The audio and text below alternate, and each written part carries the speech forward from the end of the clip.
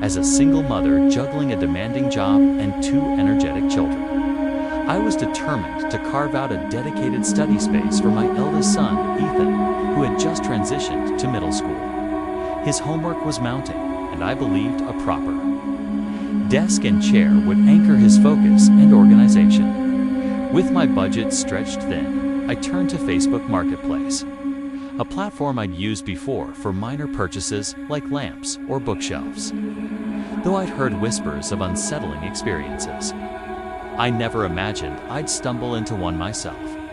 Late one chilly evening, while scrolling through listings under the glow of my laptop, I spotted a stunning oak desk. Its rich, dark grain and sturdy design were exactly what I envisioned for Ethan's room, and the price was a steal almost too good to be true. The seller, Todd, responded to my inquiry within minutes. His messages were polite, professional, and to the point. He explained that the desk was stored in a unit because he was downsizing to a smaller apartment. "Can you meet tomorrow morning?" he asked. The idea of meeting at a storage facility raised a faint red flag, but his profile seemed legitimate. A smiling photo, a few mutual friends, and a history of marketplace activity. Besides, the desk was perfect. I silenced my unease and agreed. Arranging to meet at 9 a.m. the next morning, I drove to the storage facility on the edge of town. The lot was eerily quiet, with rows of identical units stretching under a weak winter sun. Their corrugated metal doors gleamed dully and alone. Security camera hung above the entrance gate. Its lens pointed toward the empty road. A maintenance worker swept debris in the distance, the only sign of life. I parked and waited, my breath fogging in the cold air. A few minutes later, an old blue pickup truck rolled into the lot. Todd stepped out, wearing a faded baseball cap and a red flannel shirt. His handshake was firm, but his smile didn't quite reach his eyes. "Morning," he said, his voice clipped. I chalked it up to early hour grumpiness and followed him to a unit halfway down the row. He unlocked the padlock with a metallic clank and heaved the door upward, revealing a dimly lit space crammed with furniture, cardboard boxes, and scattered tools. The air inside was thick with the musty scent of dust and aged wood. "The desk's in there," Todd said, gesturing toward the back. "Looks good, right?" I peered inside, spotting the oak desk nestled behind a stack of mismatched chairs. It was even more beautiful in person, its polished surface catching the faint light. "Mind if I take a closer look?" I asked, my excitement overriding a flicker of hesitation. "Go ahead," he replied, holding the door open. "It's tucked in the back." I stepped over the threshold, my sneakers scuffing against the concrete floor. The space felt claustrophobic, the walls lined with shelves overflowing with odds and ends. Todd followed close behind, moving a few chairs to clear a path. "It's in great shape," he said, his tone oddly flat. I ran my hand over the desk's smooth surface, checking the drawers. They glided open effortlessly, and I could already picture Ethan's books neatly arranged. On top, I was about to confirm the purchase when a sharp, grating sound sliced through the silence, the metal door sliding shut. My heart lurched. I spun around to see Todd snapping the padlock into place, his movements casual but deliberate. "Just so no one bothers us," he said, flashing a grin that sent a chill down my spine. The air in the unit seemed to thicken, pressing against my chest. Every instinct screamed to get out, but I forced myself to stay calm. "You know," I said, my voice steadier than I felt, "I should check if this will fit in my car. My husband's waiting outside. He's better at measuring these things." Todd's grin faltered for a split second, his eyes narrowing. "Oh, I'm sure it'll fit," he said, stepping closer. "I didn't see anyone in your car when I pulled up. You sure he's out there?" His words hit like a punch. He'd been watching me? My pulse raised, but I kept my expression neutral. "Yeah," I lied, forcing a laugh. "He's probably stretching his legs. He hates sitting still." Todd crossed his arms, his gaze piercing. You seem nervous? Everything okay? Fine, I said, my throat dry. I just get claustrophobic in tight spaces. Can we step outside to check the dimensions? For a moment, he didn't move, his stare boring into me. My palms grew slick with sweat, and I gripped my phone tightly in my pocket. Finally, he shrugged and pulled the key from his pocket, unlocking the door with agonizing slowness. The second the door rolled open, I bolted, my feet pounding against the gravel as I sprinted to my car. Todd shouted something behind me, his voice sharp and commanding, but I didn't look back. I dove into my car, locked the doors, and fumbled for my phone to call the police.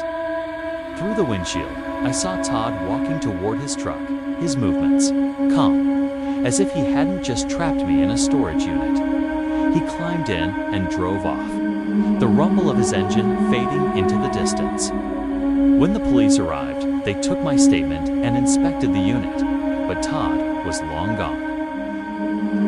Behavior was suspicious, one officer said, but he didn't technically break any laws. Next time, meet in a public place and never go into an enclosed space with a stranger.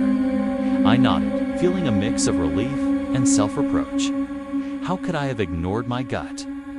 The lie about my husband had likely saved me, but the thought of what might have happened if I hadn't thought quickly kept me awake for weeks.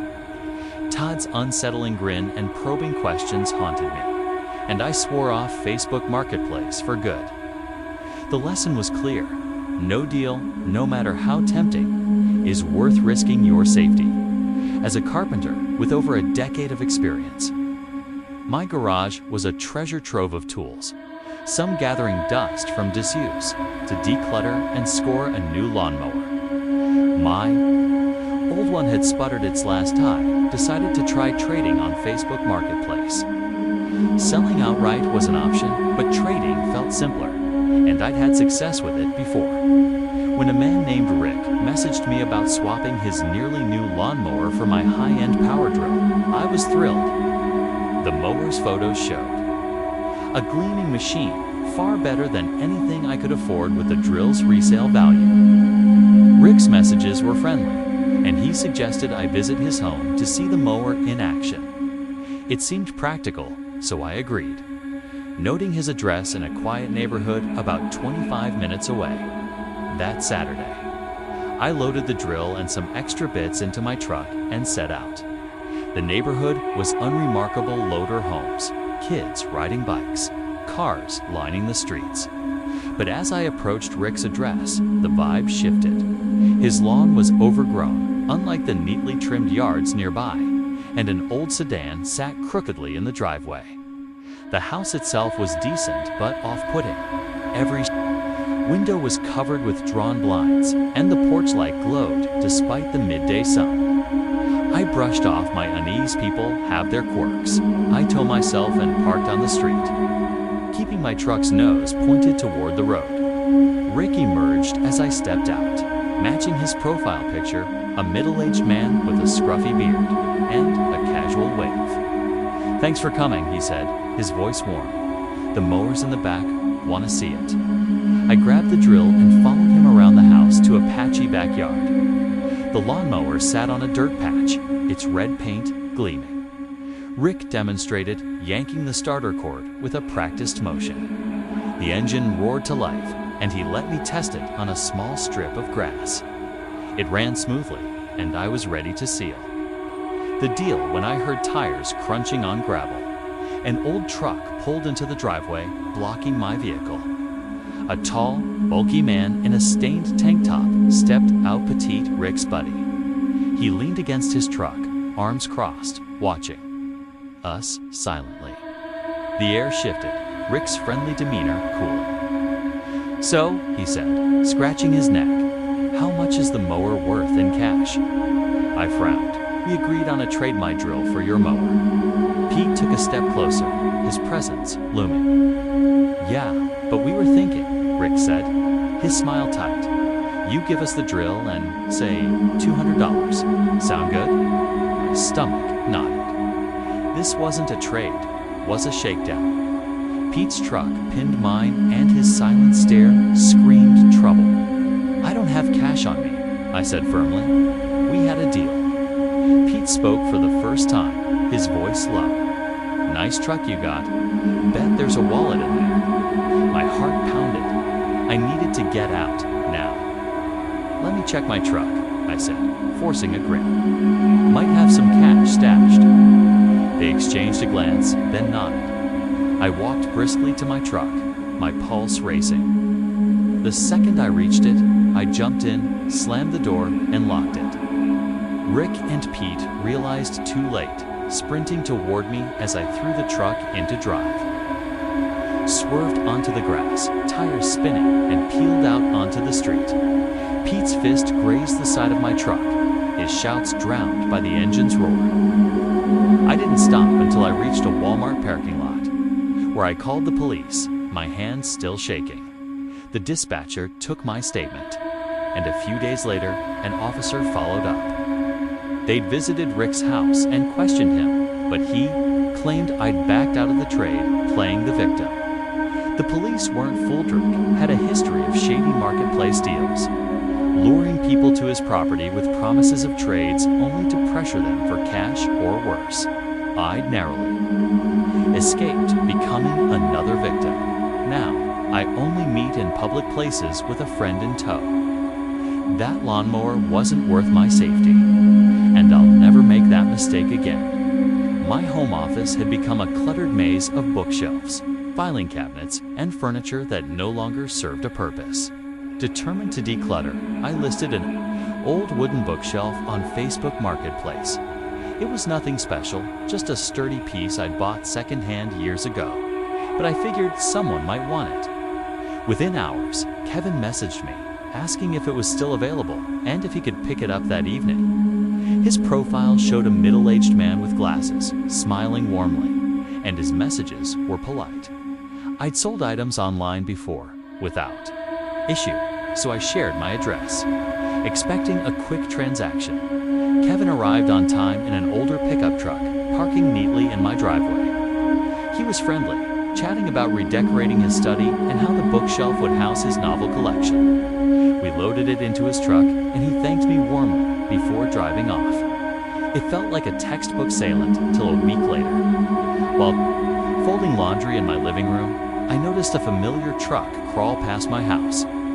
It was Kevin's.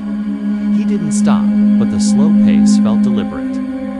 I brushed it off. Maybe he lived nearby, but over the next few days, his truck appeared repeatedly, passing by in the morning and evening, always lingering. On Friday evening, as I settled onto the couch with a book, a knock at the door startled me. Peering through the peephole, I saw Kevin, his smile gone, his eyes cold. I opened the door a crack. "Hi, Kevin. What's up?" I asked, keeping my tone neutral. "Just in the neighborhood," he said, his voice too casual. "That bookshelf's great. Got any other furniture you're selling?" His words were light, but his posture leaning slightly toward the door set my nerves on edge. "No, just the bookshelf," I said firmly. "Glad you like it." He didn't leave. His smile faded, and he stepped closer. "Come on, big house like this, you must have more stuff you don't need." My heart raced. "I don't," I said, gripping the door. "Sorry, Kevin, I'm not selling anything else." He stared, unblinking, then turned and walked to his truck.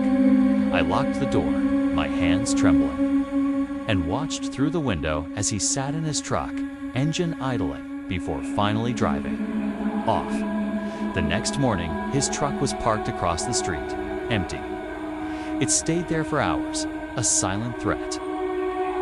That evening, another loud knock startled me.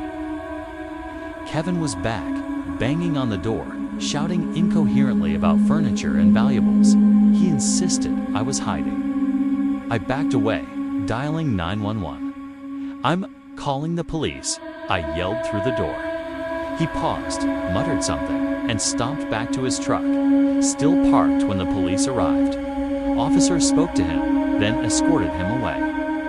One took my statement, advising me to press charges if he returned. 2 nights later, Kevin was back, drunk and erratic. His truck screeched to a stop, and he stumbled to my door, pounding and yelling. I called the police again, my voice shaking. They arrived silently, cuffing him as he resisted, his slurred shouts fading as they took him away. The officer confirmed he'd been arrested for trespassing and disorderly conduct. "If you want to press charges, we'll support you," he said. I didn't sleep that night, checking locks and curtains obsessively. Kevin's fixation had turned a simple sale into a nightmare. I now use public meet spots for all transactions, never sharing my address again. That bookshelf cost me my peace of mind, and I'll never be so careless again. A self-proclaimed bargain hunter, I'd scored great deals on Facebook Marketplace, a gaming chair, a desk, even a quirky neon lamp. So when my flat-screen TV died after countless late-night binges, I turned to the platform for a replacement. A listing for a 60-inch smart TV caught my eye, priced at just $200. The seller, Tommy, had a profile picture of a smiling guy with a dog, and his description was straightforward: lightly used, works perfectly, upgrading to a bigger screen. He responded quickly, offering to meet the next day. "Can I pick it up at your place?" I asked, preferring the convenience. He sent an address, suggesting 5 p.m. the next day. I drove to the address, a rundown suburban area with boarded up homes and overgrown lawns. Tommy's house was the worst, a dilapidated structure with plywood-covered windows, debris-strewn yard, and a crooked mailbox number matching his message. It looked abandoned. I idled at the curb, doubt creeping in. "This can't be right," I muttered, but the address was correct. I messaged Tommy, "I'm here. House looks empty." No reply. After waiting, I decided to knock, grabbing my phone and wallet and leaving my car running. The air smelled of mildew as I approached the porch. The windows were dark, and the silence was oppressive. No cars, no people, no life. I knocked, then harder. "Tommy," nothing. As I turned to leave, shuffling sounds came from the side of the house. My pulse quickened, but I called out, "Tommy." Rounding the corner, I froze. 2 men stood there, one tall and wiry in a hoodie, the other short and stocky in a stained t-shirt. Neither resembled Tommy's profile. "Hey," I said cautiously. "I'm here for the TV." The tall one smirked. "Yeah, it's inside. Come on." His tone was mocking, not inviting. "I'll wait out here," I said, stepping back. The stocky one blocked my path. "Nah, you gotta come in to see it." Good deal, right? Panic surged. I scanned for an escape. "I'll pass," I said, my voice firm. "Sorry for the trouble." The tall one grabbed my arm, his grip like iron. "You're already here." I yanked free and sprinted to my car, their shouts echoing behind me. I dove in, locked the doors, and floored it as the tall one reached for the handle. In my rear view, they stood in the street, watching. I pulled over miles away and called the police, my hands shaking. They investigated, but found the house abandoned. No trace of Tommy. They suspected a scam using fake profiles to lure victims to isolated spots. I now meet only in busy public places during daylight. That TV wasn't worth my life, and I'll never take such a risk again. These harrowing experiences on Facebook Marketplace serve as stark reminders of the risks lurking behind seemingly simple transactions. Each story underscores the importance of vigilance. Meet in public, bring a friend, trust your instincts. If these tales resonate, share your own strategies for staying safe online. Let's keep the conversation going and remind others to stay cautious.